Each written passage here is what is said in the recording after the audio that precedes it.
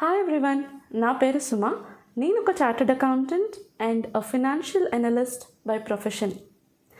No income tax payable up to an income of 12 lakh rupees. Nirmala Sitharaman గారు FY25 బడ్జెట్లో pass చేసిన statement. ఎన్నో confusions, different ఒపీనియన్స్ని create చేసిన స్టేట్మెంట్. ఈ స్టేట్మెంట్ని అర్థం చేసుకోవాలంటే ఫస్ట్ ఆఫ్ ఆల్ ఒక బిల్డింగ్కి ఫౌండేషన్ అనేది ఎంత ఇంపార్టెంటో సర్టెన్ డెఫినేషన్స్, బేసిక్ డెఫినేషన్స్ తెలుసుకోవడం అంత ఇంపార్టెంట్ అనమాట. అలాంటి డెఫినేషన్స్లో ఒక 3 బిగ్ డెఫినేషన్స్ మనం ఇక్కడ నేర్చుకుందాం. తెలుసుకోవాల్సిన 3 definitions: gross total income, taxable income, net taxable income.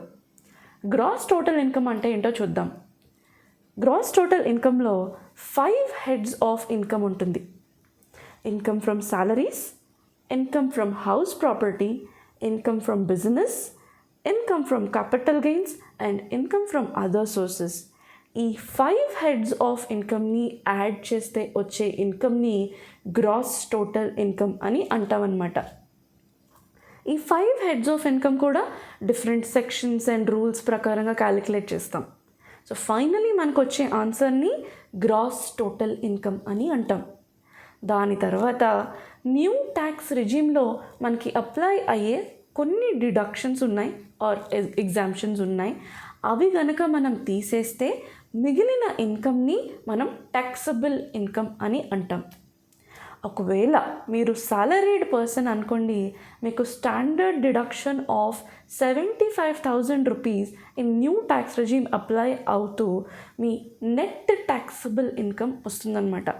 అంటే 5 హెడ్స్ ఆఫ్ ఇన్కమ్ యొక్క total gross total income minus deductions or exemptions తీసేస్తే taxable income less standard deduction కూడా తీసేస్తే నెట్ ట్యాక్సబుల్ ఇన్కమ్కి మనం అరైవ్ అవుతాం.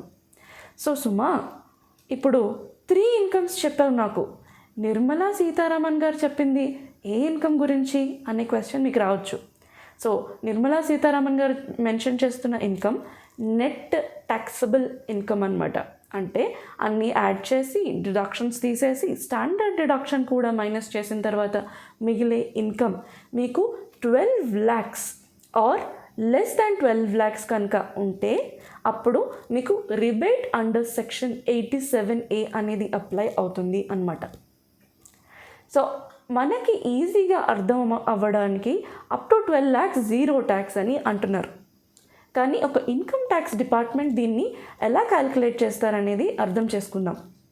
మీ ఇన్కమ్ 12 lakhs కానీ 12 lakhs కంటే తక్కువ కానీ ఎక్కువ కానీ ఫస్ట్ ఆ నెట్ ట్యాక్సబుల్ ఇన్కమ్ మీద స్లాబ్ రేట్స్, మన న్యూ స్లాబ్ రేట్స్ అంటే 0 to 4 lakhs 0%, 4 to 8 lakhs 5%, 8 to 12 lakhs 10%, 12 to 16 lakhs 15%, 16 to 20 lakhs 20%, 20 to 24 lakhs 25%, 24 lakhs and plus 30% అనేది మనకి అప్లై అవుతుందన్నమాట.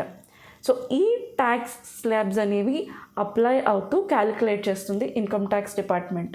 మీ ఇన్కమ్ ఏదైనా కానివ్వండి, క్యాలిక్యులేట్ చేసిన తర్వాత మనకి ఒక ట్యాక్స్ అనేది అరైవ్ అవుతాం. అప్పుడు ఇన్కమ్ ట్యాక్స్ వాళ్ళు మళ్ళీ వెనక్కి వెళ్ళి నెట్ ట్యాక్సబుల్ ఇన్కమ్ మీద ఎంత ఉందనేది చెక్ చేస్తారు. చెక్ చేసినప్పుడు 12 lakhs ఆర్ బిలో ఉంటే మీకు rebate under section 87A apply అవుతుంది అని చెప్పి లెస్ మీ టోటల్ ట్యాక్స్ ఏదైతే ఉందో అది మైనస్ చేసి జీరో ట్యాక్స్ మీరు పే చేయవలసి ఉంటుంది అని మెన్షన్ చేస్తారనమాట. సో ఇది రిబేట్ అండర్ సెక్షన్ 87A అంటే. మనకి అదే బడ్జెట్లో ఇంకొక స్టేట్మెంట్ కూడా చెప్పారు. స్పెషల్ ట్యాక్స్ రేట్స్ అప్లై అయ్యే ఇన్కమ్ కనుక మీకు ఉంటే దానికి ఈ రిబేట్ అండర్ సెక్షన్ 87A అనేది అప్లై అవ్వదు. అంటే మనకి 5 హెడ్స్ ఆఫ్ ఇన్కంలో majorly income from capital gains ఉంది కదా, అందులో లాంగ్ టర్మ్ కానీ షార్ట్ టర్మ్ కానీ, అండ్ ఇన్కమ్ ఫ్రమ్ అదర్ సోర్సెస్లో కొన్ని హార్స్ రేసింగ్స్ అని, బెట్టింగ్స్ అని, గ్యాంబ్లింగ్స్ అని, ఇలాంటి వాటికి మనకి కొన్ని స్పెషల్ ట్యాక్స్ రేట్స్ అనేవి అప్లై అవుతాయి అన్నమాట. అలాంటి ఇన్కమ్ కనుక మీకు ఏమైనా ఈ 12 lakhsలో ఉంటే దాన్ని మనం సపరేట్ చేసుకోవాలి. సపరేట్ చేసుకొని వాటికి అప్లై అయ్యే ట్యాక్స్ రేట్స్ అప్లై చేసుకుంటూ క్యాలిక్యులేట్ చేసుకొని దానిపైన సర్చార్జ్ ఏమైనా ఉంటే అది క్యాలిక్యులేట్ చేసుకొని మనం ట్యాక్స్ అరైవ్ అయ్యి ఈ ట్యాక్స్ అయితే ఖచ్చితంగా గవర్నమెంట్కి కట్టాల్సి ఉంటుందన్నమాట. అంటే వీటి మీద ఈ రిబేట్ అండర్ సెక్షన్ 87A అనేది అప్లై అవ్వదు. So rebate under section 87A దేనికి అప్లై అవుతుంది, దేనికి అప్లై అవ్వదు అనేది మనం బాగా తెలుసుకున్నాం.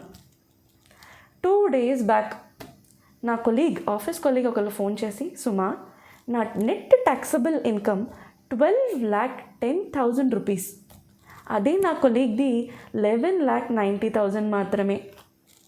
సో ఇప్పుడు 12 lakhs కంటే ఒక 10,000 ఎక్కువ ఉండడం వల్ల నేను 61,500 as per slab rates calculate చేసుకుని గవర్నమెంట్కి కట్టాల్సి వస్తుంది.